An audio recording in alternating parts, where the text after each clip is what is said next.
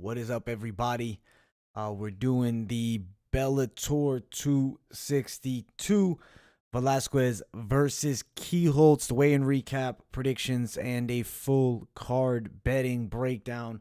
We'll talk about how the fighters looked on the scales. We'll look at some images. We'll see if there's any pick changes. Obviously, if you guys watched the prediction videos earlier on in the week, you know my stances on these fights here.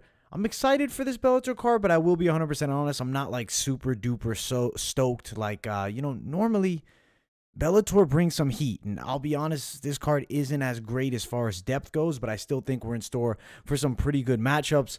Make sure you guys smash that like button. New to the channel, subscribe here too. Let's get at least 75 likes on this weigh-in recap. Appreciate everybody for tuning in live. Appreciate everybody tuning in on replay. Let's start talking about it, and also shout out to everybody inside of that live chat. Let's get into the first fight of the night. We'll talk about the matchup, talk about the fighters on the scales. Let's get into it. It is lightweight division. It's Charlie Campbell versus Nick Guletti in this matchup here. We'll look at them as they stepped on the scales. Agvasargva, I guess, took it off first. Do they not have an image for this fight? We might be starting it off with no weigh-in image from this matchup. That's disappointing. I did watch the video earlier on. Unfortunately, we're not getting an image from these guys' weigh-ins.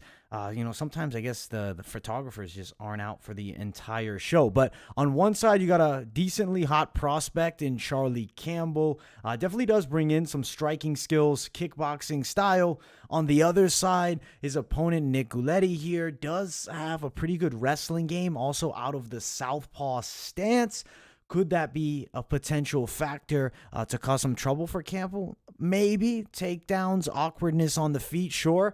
I don't have supreme confidence in this underdog at plus 270 and Nick Guletti. He just doesn't really have the proven skill set. Taking on Charlie Campbell, he's training at a high-level gym at Longo and Weidman. There should be a fair level difference in all aspects of this fight here, and I'm going to stick with, the Charlie Campbell pick, but I do want to re-up on how they looked at the weigh-in. So let's see if they have any images from the weigh-ins. Yes, I'm looking at this weigh-in right now. We're fast-forwarding to the part where they face off. You got Guletti on the scale, looked all right. Campbell looks better. It's not bodybuilding, but definitely feel like Charlie Campbell has more muscle mass on his frame than his opponent, and Nick Guletti. So for me, got to ride Charlie Campbell. I do think he's the more skilled fighter as well. I'll go second round knockout. Betting-wise, if you're throwing money on this fight, be intelligent with the bet for sure. Let's see if Fight Odds is going to load for us here. All right, well, we're going to best Fight Odds because for whatever reason, FightOdds.io is not loading here. All right, so Charlie Campbell, he's still a huge favorite around the minus 375 to the plus 290 range. Props are not fantastic for this fight, only with the inside the distance plays or decision. I like Campbell to win by knockout in the second round. I feel like that inside the distance play is not bad. I'm actually getting irritated that Fight Odds is not opening up because I really want to give you guys a more in-depth look at the props, but we're not getting a loading here. That's strange. What's going on here? Come on, Fight Odds. It is what it is, guys. We're doing the show live, and for whatever reason, FightOdds.io is having some technical difficulties slowly loading in. But on this side, yeah, we only have the inside the distance play for Campbell. I think he does get the knockout win, I think, in that second round. Unfortunately, seems like FightOdds.io isn't loading, but we'll stick with Campbell. We saw him on the scales. He looked all right, and he has a matchup here against Nick Guletti, who we should definitely beat. No change of pick there. Next fight of the night, Johnny Soto takes on Adil Benjelani here. I think it's another fight without images from the weigh-ins. I got the weigh-ins playing right in front of me here. Looking at them face off, it was intense. I like Johnny Soto getting right nose to nose with Adil Benjelani here. He's ready to scrap. Soto, this seems like an interesting cat. He looks in pretty good shape too for this fight. Let's see Adil Benjelani. He's walking to the scale here. We're getting the live reaction to these weigh-ins too, because I got to re-up on how they looked here. Unfortunately, MMA Junkie's only showing the key fights on their images page. Come on, Adil. Get on the scale here, my man. Benjelani looks decent, but doesn't really change the pick. I think the grappling game of Johnny Soto is going to be a bit too much here. Benjelani definitely can kickbox. He's a Moroccan fighter. They're known well for their kickboxing. I see Soto getting the fight to the ground, controlling on the ground, winning a unanimous decision. As far as the bets on this fight, we'll check out some of the odds. They're pretty close still. Soto's a slight favorite at -126 to the plus money dog, around plus 110 at best value for Adil Benjelani. I see Soto by a decision. That's sitting at plus 400. I don't think it's a terrible bet. Betting him straight is not all that bad either, since the odds are fairly close money. But yeah, we'll definitely go with Johnny Soto to win this fight. No pick change in this matchup. We're sticking with him for victory in this fight, and I do think it should be a pretty swell performance here. Let me check what's going on in this live chat as well. I want to check on it, every couple fights or so. All right, you guys think LFA is better this week than Bellator? That's unfortunate that we're getting a weak Bellator card, but next week's coming out heavy, and I'm pretty sure I'm gonna drop LFA next week, but this week was just a little hectic for me. Soto left eye have stitches. Does it look like he has stitches on his left eye? I think that because he's a grappler, we should be okay. Nicky Rodriguez is a good parlay piece to add. Flow grappling. He's -270. Dude, I don't bet grappling at all. Yeah, I heard it's the LFA Brazil card. That should be pretty sweet. But let's get back to the predictions there. Smash that like button if you guys haven't yet. Let's get to this next fight. It's a big matchup. It's Diana Agversagva versus Gabriela Gulfin. I think this is actually when we start seeing the face-offs here. You can check out the girls facing off here. Agversagva and Gulfin. They don't even have Gulfin weighing in, and Agversagva kept the shirt on here, but I'm watching the live weigh-in, and yeah, she kept the shirt on for the whole thing. It doesn't really matter. Their pictures from the weigh-ins don't matter. This is a clear-cut mismatch. Opponent handpicked for a scary striker in Diana Agversagva. It won't be close. Agversagva should win by knockout inside of the first round. I think it should be fairly easy money for her in this matchup. Agversagva to win. What the hell? They have a bias submission, but not a KO prop. See if Fight Odds wants to load now. Strange Fight Odds. What's up, FightOdds.io? Step it up, fellas.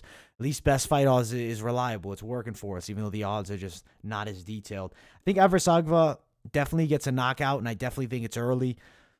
Is it worth a bet? Maybe. Sprinkle on it right now. Only the inside the distance play, and I don't think that has value at the minus money. I'd rather see it much closer. If it's plus 100, I'd be more tempted to bet than minus 150. But yeah, Agversagva, it shouldn't be close here, and it's not going to be. Cody Law versus Theodore Makuka. On one side, you have Makuka, who's like an unproven Taekwondo-style striker, just one professional bout. Cody Law, training at a good team at ATT, high-level wrestling background. It's definitely expected to go his way. Looking at the face-off right now, slight height advantage for Theodore Makuka, but he does not seem to be 6 feet tall. He'd be lucky if he's more than 5'9". He looks about the exact same height as Cody Law. He's going to get ran over. It probably won't be close. Definitely the wrestling will be significantly superior. I see Theodore Makuka on his back fairly early in this fight, getting controlled, and I'm thinking second or third round TKO. Win for Cody Law in this matchup should be pretty convincing, to be honest with you guys. Minus 1,100, though, is disgusting to bet. Law inside the distance, though, is pretty close money if he gets that TKO. I'm just going to give up on FightOdds.io. It's just not loading for us. If there's a KO, TKO prop that maybe it drops fight day tomorrow, you want to bet on Law, I think there's decent value there. But I think he definitely wins inside the distance. 2 rounds should be a TKO win for him. I'll bring up the actual face-off here between these two fighters. You can see the height difference is not real. They are literally the exact same height. So I don't know who listed Makuka at 6 feet tall. That's just untrue. Absolutely untrue. Let's get to the next fight of the night. It is Hani Marks versus Said Salma, also our featured prelim of the night. Okay, so if you guys been watching the predictions, you know I am on Hani Marks as a dog. I like what I've seen from him in the past. Granted, hasn't looked great as of late.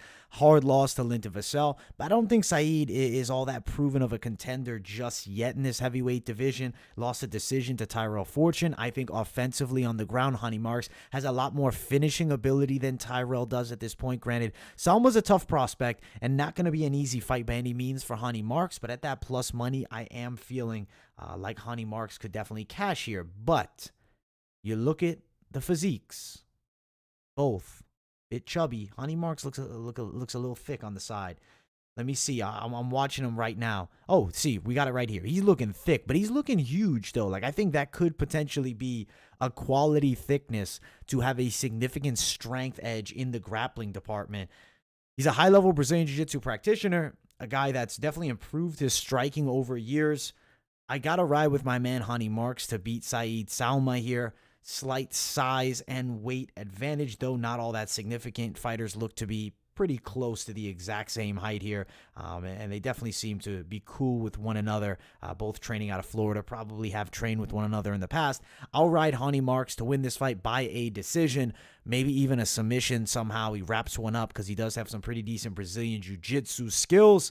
As far as the odds there, Hani Marks to win by a decision is plus 300, plus 325. Marks inside the distance, plus 350, plus 380. Hani Marks straight, you can get him at plus 175 at a pretty money price tag. So there is value betting Hani Marks straight, and I do have him winning this fight over Saeed Salma on our featured prelim of the night. Let me check up on the live chat and see what is popping here. Why is Bellator so boring? Can't remember a single memorable fight. LFA, UFC, PFL, it's like Coker pays them to bore us. I don't know. Sometimes they have good cards, but I agree. LFA is definitely popping this week. I'm excited to see Mota. There's definitely money to be made on grappling, man. I'll have to check it out. That dude checking her weight was weird. LFA card, check some tape out on the matchups are pretty good. Can't wait. Main event is gonna be good. I'm with my wife, Denise. shout out to you, MMA Locker Room. Roman for all those fight canceled. Yeah, and that sucks because that was like my most exciting fight on this entire damn card. Bellator, does Coco give any open orders for Land Prey and low activity? The Bellator fights never seen more boring league. Honestly, sometimes you get good fights with Bellator, but I'll agree. Sometimes you get trash. What's going on? Marks does look like a couch potato. He's a fat boy right now. He's definitely a fat boy. Quality, thickness, I'm the opposite of that. That's funny, man. Henry Cross versus Johnny Campbell, upset of the year in Bellator. Definitely. Yeah, smash the like button. Shout out to Bufo for mentioning it. Guys, smash the likes. You're tuning in live, want to help out the channel, or if you're watching on replay, you're listening to this live Q&A aspect of the video, smash that like button. Let's get that algorithm pumping. We got a lot more fights to talk about. We're going to be talking about the main card up next, which there's some decent fights there. Unfortunately, the undercard's a bit sleepy, but the main card is good. Marks or Soto? You're most confident? I'll definitely go Soto over Marks. I'm looking into the Kielholtz fight. Okay, I like Denise Kielholtz. She's a monster. Knockout power for real, for real. Campbell ruined me that day. Yeah, Campbell's a savage for that. Funny enough, he actually knocked out Chris Mutino, whereas Sean O'Malley did get a TKO victory. He put Mutino out, so that's something to note about Johnny Campbell. He's a pretty good fighter. But let's keep on moving up. I want to get to the remainder of these predictions. We'll probably run through the first three main card bouts, and then I'll check back up on the live chat. But let's get into it. First fight of the main card. It is Johnny Eblen versus Travis Davis. Smash that like button, guys. As I said, we need at least 75 likes on this video.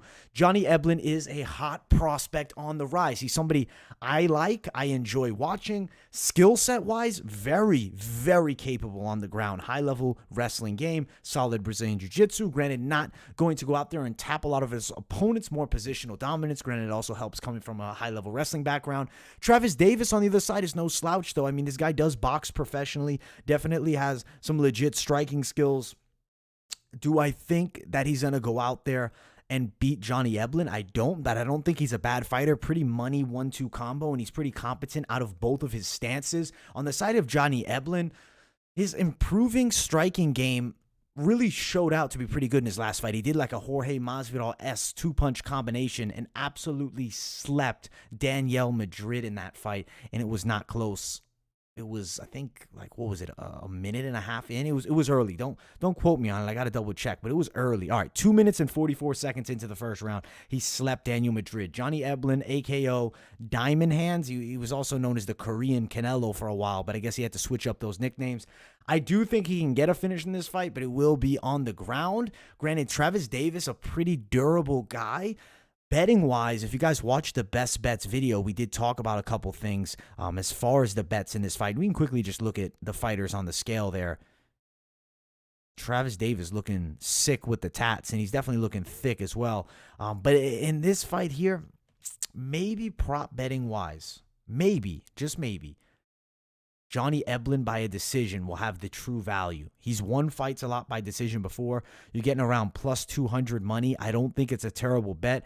Eblen by submission, that would be huge, plus 520. Unlikely. KO TKO, plus 120-ish. Eblen to win inside the distance is minus money.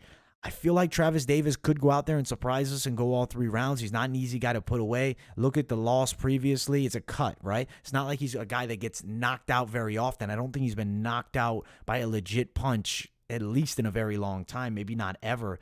Yes, he got knocked out once in 6 seconds in 2017. Granted, it was, I don't know. I didn't see that fight, to be honest. I'd like to see this fight. Seems like it was just a freaky outcome. It's a 6-second one-punch knockout. Bad things happen. The fight game has gone the distance with, tough fighters in the past. Lots of boxing experience, too. I think he could definitely go 3 rounds here. I still like Eblen to get the finish in the second round, but betting perspective-wise, I don't think it's a bad bet to throw money down on Johnny Eblen to win a decision at that plus 200 price tag. But we're definitely sticking with our boy Johnny Eblen to win. Nothing about those face-offs changed any bit of confidence in Eblen here. Next fight, Arlene Blencowe versus Diana Silva. Women's MMA, so betting-wise, be very cautious. I think Blencowe definitely has superior Muay Thai, more active with her strikes. I think she's faster with her strikes. Her footwork's pretty good as well and does have some nasty low kicks. Underrated jab, too. She definitely can box. On the other side, Diana Silva definitely is a quick striker, has like a lot of movement. She's not like herky-jerky, but there's a lot of hand movement going on. She keeps her hands a bit far away from her face, and she does throw a lot of low kicks herself. Controls range decently. Granted, in this matchup, they look to be similar height, if not Blencowe taller. I don't know who's doing the listings on Tapology because it seems as though Blencowe is an inch taller when you look at them face off. We'll pull the weigh-ins up real quick. Like, it looks like Blencowe's a little bit taller, but Diana Silva is listed to be the taller girl. So I don't know there. I guess that's just a mismark on whoever's doing the Tapology heights because it seems like Blencowe has a pretty clear height advantage. I think Blencowe controls range, wins this fight by a unanimous decision. Should be a pretty clean performance, outstriking her opponent. Odds-wise, do you want to bet on this one? It's women's MMA. It's very tricky. It's very risky. But Blencowe to win by a decision is not a bad bet. Granted, the value is shite at plus 110. I really don't like the barely any money up. If it was plus 150, I'd be like, hey, let's throw down on it. Not loving that plus 110 price tag. I do think this fight does go the distance here, and I do think Blencowe wins. But I just don't love a plus 110 price tag. As what if she ends up getting a knockout and then you don't make anything? Maybe straight bet if you really want to bet her, or just skipping the women's MMA bout altogether. But I do think Arlene Blencowe should get the win over Diana Silva. And let's move up to the featured bout on this main card. It is Mattos taking on CJ Hamilton. It's a really fun matchup. Both guys coming off losses to Magomedov. One was finished. One went out there and lost the decision. Mattos has also been in there with Petr Yan. He's a really hot prospect, even though he does have a loss in the last fight. On the other side, I mean, CJ Hamilton has had kind of up and down performances outside of Bellator, but not necessarily a bad fighter. Had a bit of momentum, lost to Jimmy Flick, no shame there. When Flick was a fighter, he's now retired. It was a pretty nasty submission artist. You look at Mattos, I think his Brazilian Jiu-Jitsu game is actually pretty capable here. I think could potentially be some problems for CJ Hamilton. Hamilton's really athletic, wide stance, does have some decent wrestling, but I still could see this fight somehow hitting the floor. And if it does hit the floor, I think Mattos is very dangerous on the ground, potentially locks up a submission. I'll pick win by submission in the second round for Mattos. He's been in there with straight killers, and I really do think he can beat CJ Hamilton in this matchup. Striking wise, I do also think he can compete as well. Pretty explosive. Definitely a guy who throws mostly power punches and does have a pretty nasty check left hook and straight right hand. We'll pull up the images from the weigh-ins. Both guys looking in fairly good shape, but Mattos on another level of shred. Look at the six-pack and the V-taper on this man. Dude's looking shredded. That's some real shreds right there. Height seems to be about similar. I'll ride Mattos to win this fight, and I do think second-round submission here. If you are betting the fight and you want to throw something down, let's see what we have here as far as value. Mattos wins by a submission, plus 175, plus 177. Not the best price tag. That sucks, honestly. I thought that it would be a bit more wide for him, but if you want to bet down the prop, plus 177 is not bad, especially as big as a favorite Mattos is. Granted, CJ Hamilton's no bitch, man. This is a fairly difficult fight. If Hamilton were to win, I do think it would be by a decision. There's a plus 490 tag for Hamilton by a decision. Maybe some value there. I think Mattos, though, does get the win by the submission in the second round, but CJ Hamilton is no easy test, and I do think it will be a legitimate fight for Mattos here. But I will check up on that live chat and see what is going on in there. Shout out to Mystic Sosa for the donation. I really appreciate you, man. Thank you so much. Shout out to you, man. No, it's definitely something, man. I really do appreciate you, man. Thank you so much, and I appreciate that continued support by you, man. Thank you so much, man. Really. Diamond hands, and I get the diamond donation there. Thank you so much, man. Looking forward to the Salma versus Marks fight, said no one. A guy who knocked out Aaron Pico, losing to Campbell was tough. I think that was a different Aaron Pico. I'm only on Blencow Small, and that's about it. Did anyone see Dana Silva's fight versus Bud? Can't find it. How was her striking compared to her regionals? She definitely looked okay against Bud, but Bud kind of looked bad in that fight. It was not a great fight on either side. It was a pretty snooze-fest bout. I think that striking-wise, Blencow offers a more difficult threat than Julia Bud does, so that's why I'm on Blencow. LOL, how about that minus 1900 fave and his MMA debut that got knocked down in 7 seconds? Igor, that made my night. That was classic, man. Hype for the Mattos fight. The Mattos fight is going to be it. That's a hype matchup. That's the fight everybody's excited for. Mattos comes from those ACA roots. Killers come from there. Yeah, they definitely do, and that's why I think AJ, your favorite MMA organization. I really enjoy One Championship. I'm a big One Championship fan as well. Just they don't really give the love to the United States. When it's one on TNT, I will constantly tune in, but I'm not staying up all night long to watch, their matches that are just more specified to a foreign audience. I am, obviously UFC is going to be my top. At one point, it actually was Bellator at number 2, but man, as of late, I haven't been loving the cards. PFL brings some good action, but they have some issues. I don't know, man. Outside of the UFC, what's the best organization? I feel like I guess you'd have to say Bellator, but it's tough. One Championship is excellent. PFL is good. I just think I think that number 2 spot for the UFC's rightful contender is definitely up for grabs right now. Definitely up for grabs. Plus 175 is fantastic if you think he can get it. I do think he can get it. But I'm not going to think of CJ Hamilton as an easy test. CJ is a legit, highly experienced martial artist at this point and not an easy fight by any means. But I do want to get back to the predictions here. Let's talk about this co-main event of the evening. Guys, make sure you smash that like button. We need at least 75 likes on this weigh-in recap. Thank everybody for tuning in. It is Tyrell Fortune versus Matt Meathead Mitrione. These guys are actually friends with one another. Obviously Matt Mitrione training over at Black Zillions, I believe, at one point in his career. Tyrell Fortune working, I don't believe Black Zillions is a team anymore, but at one point working with them. Fortune brings a high-level wrestling game to the table. On one side, Matt Mitrione, legit knockout power, pretty fast heavyweight. Granted, he is 43 now. For 43, he looks excellent, though. I mean, he started his pro career late anyways. 13-8 as a professional, tons of experience inside of the highest level of MMA, the UFC. He made his debut in the UFC after coming off of The Ultimate Fighter. Tyrell Fortune on one side. He's been in Bellator for a bit now. He's really developing nicely. One bad loss, that was against Tim Johnson, their top contender, who recently lost to Valentin Moldavsky for the belt, so really no shame there. He got caught on the chin and put to sleep by a guy who'd been in a lot of high-level bouts. Mitrione will have a pretty nice weight advantage here, 233 to 261. Is his wrestling going to hold up whatsoever here? That's something that worries me. There's Mitrione on the scales looking pretty typical. You have his opponent looking pretty lean in Tyrell Fortune. They shake hands and they face off, both about the same height, both obviously cool with one another. No beef in this matchup. I like Tyrell Fortune's chances of getting this fight to the ground, controlling, and potentially even getting a TKO here. You look at the side of Matt Mitrione, has not been good results lately. He has lost 3 of his last 4 bouts, one being a no contest. And his last win comes against Roy Nelson. That was almost 3.5 years ago. So it's been a drought since he's been in his 40s here. I do hope he can turn back the clock and shock us all, but I don't think that's all that likely. I'll ride Tyrell Fortune for a second round TKO, ground and pound. But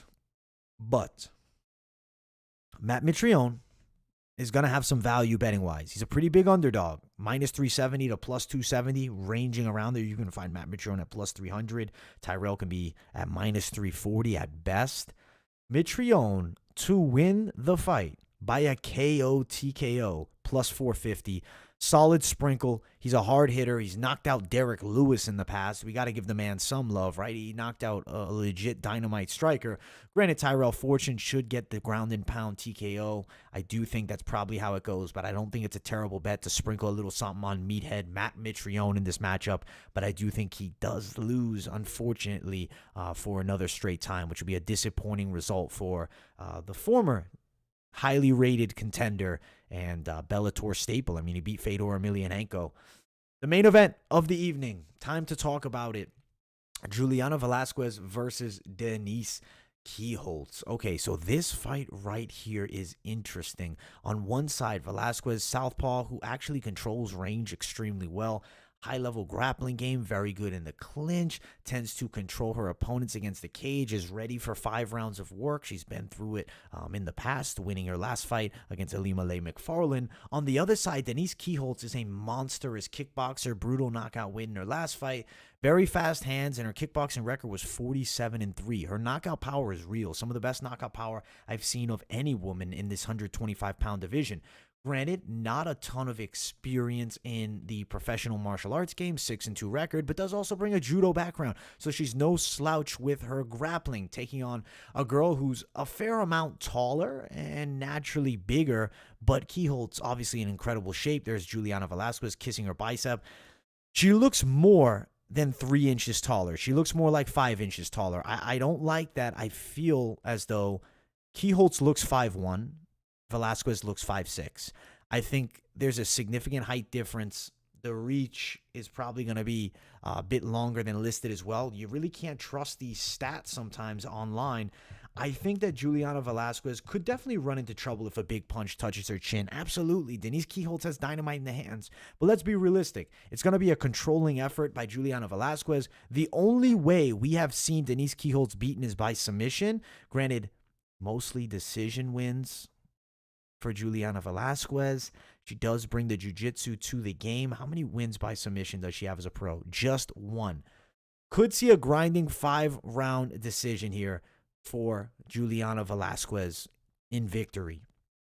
But let's see what the odds are for Velasquez to win this fight by a submission. Plus 450. That's not bad. KO TKO, plus 500. What's Velasquez inside the distance? Plus 195, plus 200. That's not terrible either. Velasquez by decision is plus 100. So she is expected to win this fight by decision by the bookmakers. I do think there's a good chance that that does happen, but I do think she can also get that 3rd round finish. I think it could potentially be a submission. I really do think she'll want to showcase her jiu-jitsu here. I don't mind the Velasquez prop bet of submission victory at plus 450. I do think this fight goes into the third round at the least here, and I'll ride submission for Juliana Velasquez. On the other side, Kielholtz by a KO. Are you kidding me? You're going to find that at plus 1,100. You might as well throw down on that. She has dynamite power, and if she is going to win this fight, it's probably by a knockout. I don't see her going out there and controlling Juliana Velasquez on the ground for 5 rounds or grinding out a win. I see her outstriking her and putting her to sleep. So Velasquez, bet her by submission if you're looking to prop it up.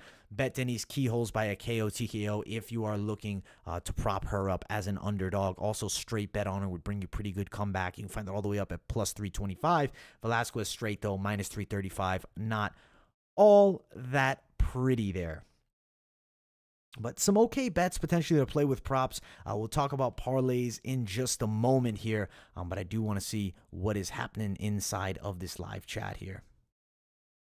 All right. Parlays. I do have to bring up best fight odds for these parlays, actually. Let's get it loaded up. Great content. Thank you, man. Matt looked out of shape. Maybe. I mean, he's older, man. He's 43. Big money on Fortune. Kielholtz is fine as fuck. She's a beautiful woman. Let's go. Velasquez to sprinkle money on Ruiz to upset Lemos. Yeah, Kielholtz actually just give me 3 minutes. Brazilian Pride. Zalga screwed me when he won by submission and not decision. Yeah, he went out there and got a finish, man. That was impressive. All right. We'll talk some parlays. If you guys watched the best bets, we talked about some. I'll reiterate a couple, but I won't take it too crazy. Maybe Velasquez with Tyrell Fortune, minus 155. Velasquez Eblin, minus 196. Velasquez Eblin Fortune, minus 109. Velasquez Eblin and Johnny Soto, plus 171. Mateus Mattos, Johnny Eblin, Velasquez, minus 100. There's definitely some plays you can make on this card. I definitely think something that could potentially be made money-wise. But don't go too crazy with parlays here. If you want an underdog play, maybe you go Honey Marks with Juliana Velasquez plus 229. I do think Honey Marks will go out there and get that win. Not going to be an easy bout by any means. Unfortunately, this card really lost a good fight in the Roman Feraldo John Ramirez fight because I'm really high on Feraldo, and I was honestly really looking forward to calling his fight during the live stream. But unfortunately, we're not going to get to see that one. Be smart betting-wise here, guys. Some okay plays. Don't go crazy betting on guys that are unproven. Stick with the fighters with a bit of experience, fighters that have proven track records and have been in there with some fairly decent competition. That's why, obviously, I like the top. I even like the Fortune bet. I don't hate the Johnny Eblin play and the Mattos play plus 154. There's some decent value in all of them. If you're looking for a real detailed style betting breakdown, you guys know I do that best bets video, which is up on the channel. After I get out of here, I will link it in the description for the people that are watching on replay. I appreciate everybody for tuning in here. We got a pretty decent Bellator card coming up. If you guys are interested in seeing more of this face, I will be doing a collab at 9 o'clock p.m. Eastern time. So if you're watching now, you can jump over to the Pub Sports radio channel. They have asked me to come on and break down this Bellator card with my boy Billy over there. So we'll have a good time there. I will be there talking about the fight, so you can get more of me tonight if you want. I'll be live for the Bellator event. You guys know I like to do those Bellator fight companions. They do get a ton of views. So make sure you guys all tune into that Bellator fight companion. Help out the channel. I have some new things prepared. Probably going to have a little bit of a brewski or two as we watch the fights. For my main card incorrect predictions, I will be challenging myself. I will have to have a jalapeno pepper for every main card incorrect prediction. As far as the undercard, I'm not trying to get sick throughout the night. We'll limit it. So 5 opportunities. If it's 0-5, that's 5 jalapenos. We'll have some fun. We'll make it a good time. We'll chat up about the fights, and we'll have a couple drinks as well. So guys, check out the Fight Companion. It'll be a pretty chill stream. Tune in tomorrow. I appreciate everybody for tuning in to this live weigh-in recap. I hope you guys enjoyed it. Smash the like button. We need at least 75. Subscribe to the channel if you guys are new here. And I also have to shout out Fight Profit for a donation. I actually didn't see it until right now. Thank you so much, man. I really appreciate you for that donation. That is greatly appreciated. Everybody for donating. Thank you all so much. Everybody for tuning in. Thank you all so much. You guys are all fantastic. I love the support that you guys give me for this channel, and we have a lot of big things coming. I do apologize for no LFA this week, but I will be on it next week. Was getting some stuff done at the house, so not as much time on my hands as usual, but a lot of fun stuff coming up, and I do think that UFC card is going to be sweet this weekend, even though it doesn't have the most deep names either. I will be doing the weigh-in recap for the UFC card tomorrow, and then I will be jumping live for the Bellator Fight Companion. Subscribe, and I will see you all in the next video. Have a great night, everybody.